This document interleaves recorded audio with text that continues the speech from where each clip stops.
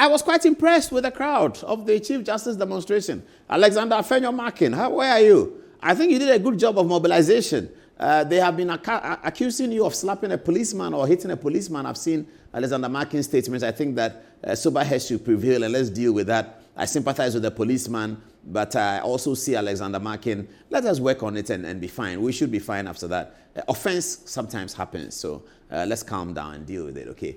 But I was really impressed with the numbers of people who turned out.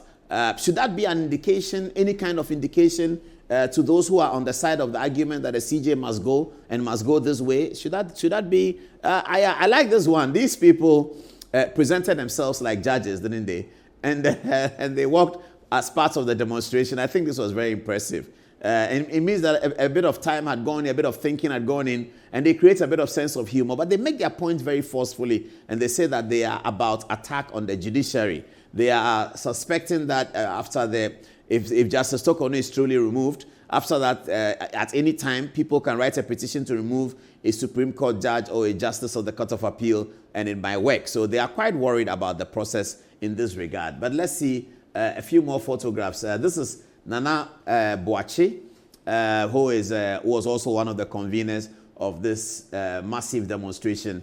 I mean, they must be very proud of themselves that within 4 months of a new government and within 4 months of such a massive victory by the ruling party, that they could raise this significant amount of people in the audience. I thought that was really impressive, significantly true, that it was very, very, very, very impressive. So these are the photographs from the demonstration. I'm saying that it was massive. The placards read, suspending the Chief Justice is red line. Some says Mahama is a dictator. Some say Mahama is a democratic dictator. Mahama this, Mahama that. Was all over on all of the platforms on the placards. But they must be commended. This was very, very massive. I think this is bigger than any of the demonstrations we saw in 2019, 21, all the ones that Oliver did. It doesn't mean that a demonstration is not big. Doesn't mean it hasn't been impactful. If you learn and study about pressure groups, it's not the size of the demonstration, but the size of the demonstration is also important in terms of gleaning how many people will physically present themselves for something like this. Sometimes people agree with the concept of what you are demonstrating about, but they don't physically present themselves. But here you are. There may be a lot more who agreed with the concept of what the demonstrators were about, but they did not physically present themselves. So this is really good. This is massive. Nana Boakye, congratulations. You guys did a wonderful job. And this is the king of the whole action, Alexander Afenyo-Markin. The indefatigable minority leader of the mighty minority. I can see Patricia P.J. in the background. These guys are doing an excellent work. We didn't know that Alexander Markin has that much fire in his belly. Sometimes being in opposition is good, and it's all part of the way that democracy works to shape up things in the country. We have now seen the multi-talented person that Alexander Markin is. We didn't know that. When he was majority leader, when he talks, they are laughing at him, they are shouting at him, the petrol price is up, this is up, this is up, we should get out, da, da, da.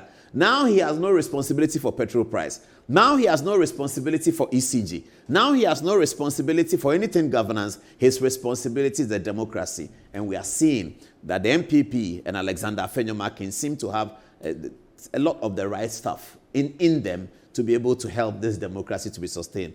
Afenyo, I salute you. I salute you. Recently, he's been made a chief, so they call him Osahene as well. So this photograph is Patricia P.J., Alexander Afenyo-Markin, Nana Boakye, and Richard Ahiagba, who is the Director of Communications of the New Patriotic Party. Very, very, very good work by these guys. They went out, they made their case heard, they made their voices heard, and this is Mampong MP, and this is Oseya Oduchum. I can see that this is Shaibu. Oh, beautiful. And this is Akwesi Akwa.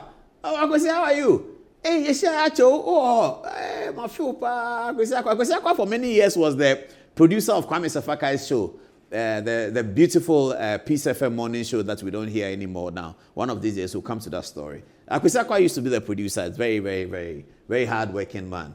And Patricia is here. Alexander is here. Mampong MP is here. Mampong MP Yako. Mampong Hine has died. Viewers, you know that.